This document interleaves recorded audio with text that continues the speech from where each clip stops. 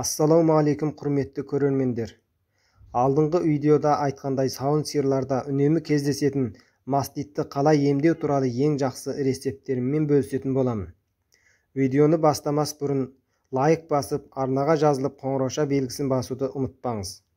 Сосын біз туралы білгіңіз келсе, жоғарыдағы сілтемеге өтіңіз. Сіздерге түсінікті болу үшін бұл аурудың келу қайнары туралы қысқаша түсініктеме бергім келіп отыр. Бірінші, малдың жем-шөбінің нашар болуы, яғни көгерген бұзылған азықтық жеуден.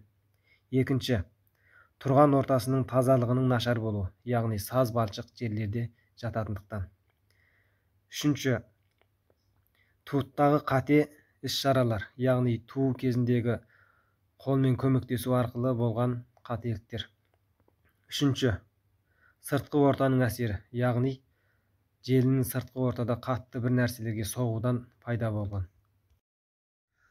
Ал енді емдеу шараларына келсек, жоғарыда айтылғандай келу қайнарын анықтап аламыз да, егер жеңіл дәрежеде болса, алдымен сиырдың желін тазалап жуып, сосын камфорный масла дейтін сұйықтықпенен сыртын майлаймыз, яғни сұйықтық маймен. Сосын желінің үрпінен мастисан А деген сұйықтық өкілді жібереміз. Осылайша таңертең кеш 2 уақ 3 күн жалғасты емдейміз. Ал егер сиырыңыздың желіні ауыр дәрежеде асқынған болса, жоғарыдағы ем-домдармен қатар бізде қытайский тубау сайфуна деген антибиотик бар. Соны 250 мл 0,9% хлорлы натрийға қосып, қан тамырдан аспөкіл қылып асамыз. Өзім істетіп жүрген антибиотиктердің ішіндегі ең тамаша өнім берген осы, сол үшін де сіздерге кеңес беремін.